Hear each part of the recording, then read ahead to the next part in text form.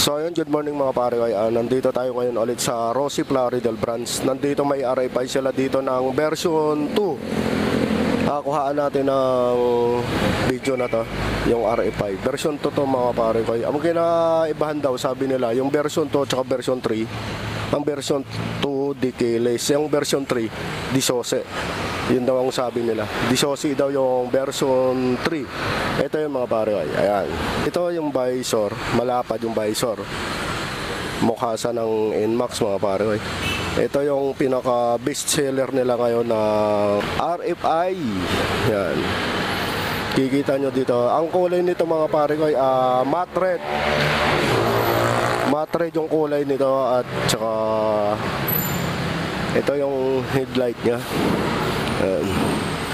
Malinaw tsaka maliwanag na yung headlight na to mga pare kasi naka projector lamp siya. Halos lahat yung mga lumalabas ng mga headlight nila yung mga bulb projector lamp siya. Yan, nakaganyan. Nasa gilid yung signal light. Ayan yung signal light. Pati dito signal light. Lahat ng ilaw nito mga pare LED. LED na rin siya. Tapos dito sa gilid may nakalagay na 175i. Ayan. Naka-combi brake siya mga pare combi brake siya. Dalawa yung brake caliper niya. Kasi combi brake. Ayan. Ito yung disc brake niya. Yung gulong nito, malaki yung gulong nito. 110/70 by 13. Tube type na rin siya mga pare, tube type. Ito, kung nahihinaan man kayo sa ilaw nito, pwede nyong padagdagan nyo kayo ng mini driving light kasi maluwag pa yung sa harap. Sa tingin ko naman maliwanag na yung ilaw nito kasi projector lamp na siya at saka LED na rin. Nandyan na rin yung daytime running light niya. Ayan, nandyan. Tapos may oka pa rin siya dito. Ayan. Maganda yung forman dyan. Sa gilid makikita nyo na dito sa gilid may nakalagay siyang 175i. Tapos ayan, meron siyang reflectorize para paggabi. May nakasulat siya dyan na FI. FI siya. Mukhang mababa lang yung dating ng RFI nila nito. Tapos dito tayo sa digital panel niya. Medyo madilim. May pinaghalong analog tsaka digital panel. Pare. Ayan, siguro kung makikita yan dyan. Nakaano kasi yung panel niya. Ito yung switch. As in, kompleto na yung switch niya. Ayan, keyless na siya mga pare. Ayan. Keyless na, nandyan na rin yung switch button para sa upuan tsaka sa gasolina sa tangke. Pag magpapagasolina pepindutin nyo. Tapos dito andito na rin yung USB charger port.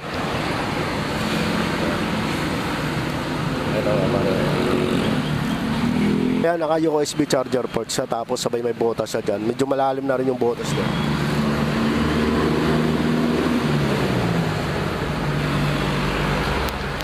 Tapos dito, ito walang packet yan.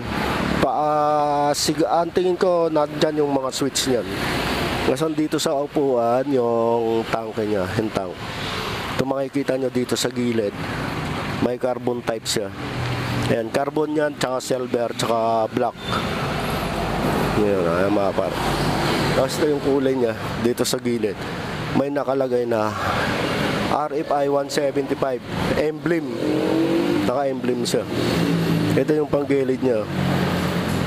May kickstart pa rin. Yan ang kinaganda dito sa RFI ng Rossi kasi kahit FI na siya, may kickstart pa rin siya. Ayan in case na magloloko yung battery nyo, may kickstart pa rin. Tapos ayan yung apakan ng backride natin. Tapos dito may nakalagay na Euro 4. Ayan. Euro 4. Tapos yung sa upuan niya, ayan, maganda yung upuan niya. Nakaka-mill back. Hindi na malapad yung sa upuan ng backride natin.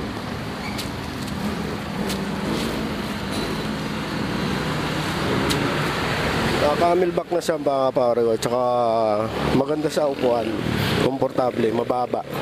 Tapos dito tayo sa likod. Ayan yung likod niya. Ganyan itsura ng pinakalikod niya. Andyan, dito yung signal light, kabilaan. Ayan yung brake light, stopping light, stop light niya. Ito, ang ano ko lang dito sa RFI kasi, yung dito sa likod niya, medyo maliit. Dapat nilaparan man lang nila yung fender dito. Ayan yung sa may anuan ng Rossi. Tapos dito ayan, may ilaw sa dyan. Ayan. Tapos dito sa likod, sa ilalim, dalawa yung shock.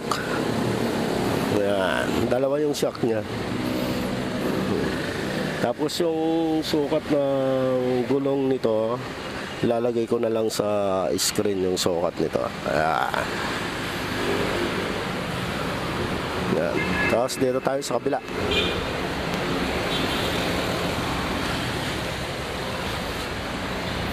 So dito sa kabila, ganun din makikita nyo, may nakalagay dyan na FI Euro 4. Ayan. Ganyan ang itsura niya. Maganda yung forma. Madami na rin gumagamit dito mga pare ko ng RFI. Tapos matrade ang kulay dito. Din dyan din may RFI 175.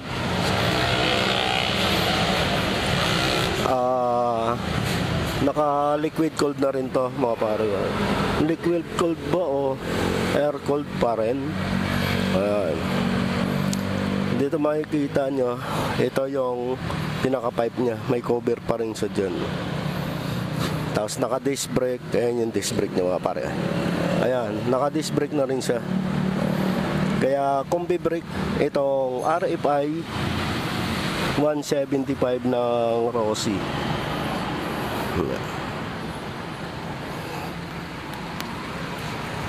Hindi natin makabuksan kasi so ayan, ito yung 175 ng RFI ng Rossi.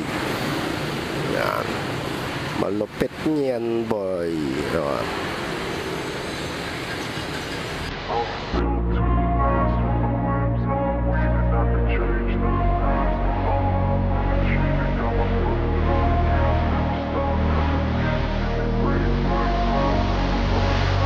I wanna be the best in the game, invest in my name. Check no restraints, I'm obsessed with the pain. I ingest, I retain, assess and I change. Possessed by the thought I'll be free one day from society's restraints. Money, clout and fame, mud, disease, a plague. We all love to hate, have to play the game, have to make a name. All our insecurities are on display. This is war with the enemy, think that it was meant to be. Living in a time where disease is on every screen. I won't let them fester me, I know most are festering. Negativity is a plague for the mentally weak.